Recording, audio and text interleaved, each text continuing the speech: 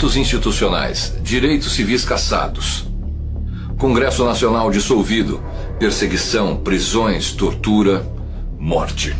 Estas, entre outras ações, são as referenciadas aos governos militares após 1964 aqui no Brasil.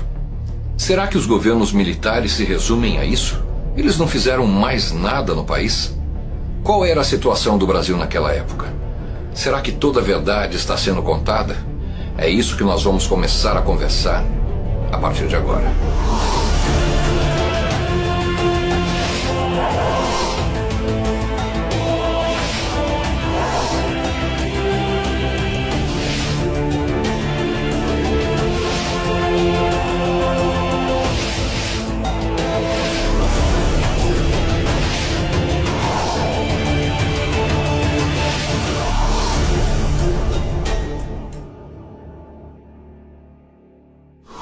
Olá, eu sou o Rodrigo Leone e esse é o Pátria Amada.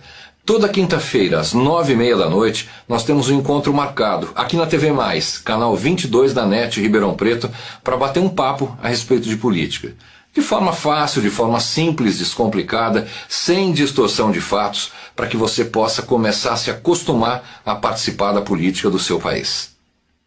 Quando vemos na história alguma referência ao golpe de 1964, ou em todas as citações feitas a esse período da nossa história, nós vemos como referência de povo pessoas que de alguma forma eram ligadas aos terroristas, aos revolucionários da época. A levada comunista prosseguia com ações de terrorismo e extrema violência pelo Brasil. Atentados em aeroportos, sequestros de embaixadores como os dos Estados Unidos e Japão, assassinatos, roubos de armamentos e assaltos a banco. O curioso é que esses atos são defendidos como atos necessários, inevitáveis para a defesa da democracia no Brasil. Uma visão muito romântica do terrorismo. A história que foi reescrita coloca os guerrilheiros como defensores incondicionais da democracia, como lutadores heróicos do povo brasileiro. São referências seguras como Che Guevara e Fidel Castro para Cuba e Hugo Chávez e Nicolás Maduro para Venezuela. Seja lá como possam ser chamados ou caracterizados, a verdade é que essa época não foi marcada apenas pela luta contra o terrorismo e pela luta contra a implantação do comunismo no Brasil. Muita coisa foi feita, muita coisa foi construída e levada até o povo brasileiro. E continua até hoje de forma estratégica na vida do Brasil. Durante o governo militar foi criado o Banco Central, a menina dos olhos da economia brasileira.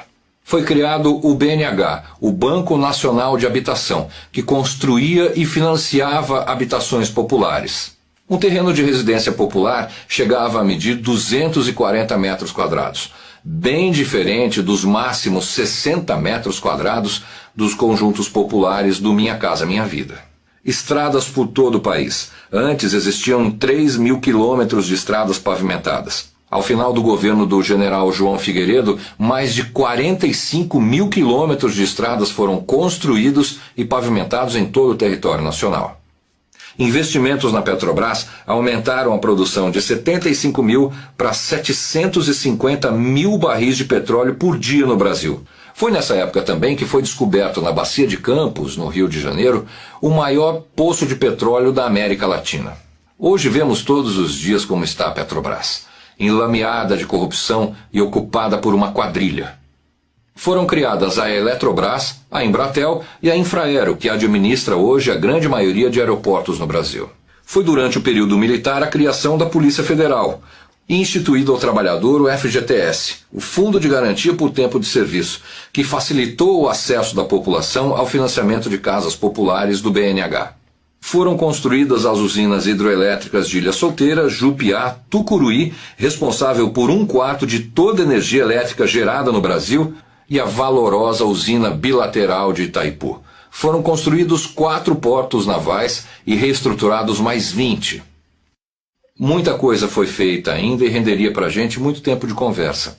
A verdade é que de 1967 até 1979, as principais ações de estruturação da sociedade brasileira foram feitas, e justamente dentro do período do governo militar. As principais obras foram realizadas, e se elas não tivessem sido feitas, o Brasil seria hoje um dos países mais miseráveis do planeta. Tudo isso feito buscando recursos no exterior. O resultado disso não poderia ser outro senão inflação.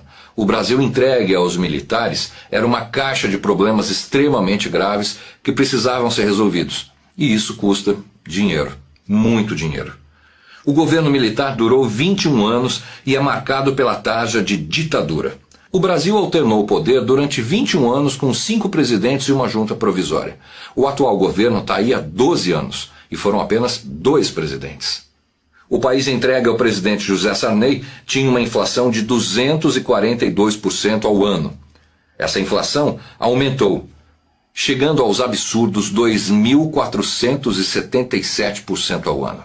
O Pátria Amada vai sempre trazer o relato histórico dos acontecimentos. O que vemos hoje é uma distorção dos fatos. É a condução da história para um campo muito perigoso. A mentira, muito comum entre aqueles que têm medo da verdade. Vemos hoje que o verdadeiro golpe contra as instituições democráticas está pronto para ser aplicado em nossa pátria. Reforma política, nova constituinte, controle do capital financeiro, taxação sobre grandes fortunas, controle da mídia e da internet. É preciso saber se a gente vai saber utilizar corretamente a internet ou não. Para que eu quero a internet? Por isso, temos um encontro nacional dia 12, nas ruas. A minha família vai. A sua família também vai. Chame a família do seu amigo. Chame todas as famílias, independente da configuração da sua família. Chame. Vamos para a rua. Dia 12, nós temos que ir para a rua e mostrar para esse pessoal que nós temos uma coisa chamada dignidade. O povo cubano tem mais dignidade. O povo cubano tem mais dignidade. O povo cubano tem mais dignidade. O que tem mais violência? O povo cubano tem mais dignidade.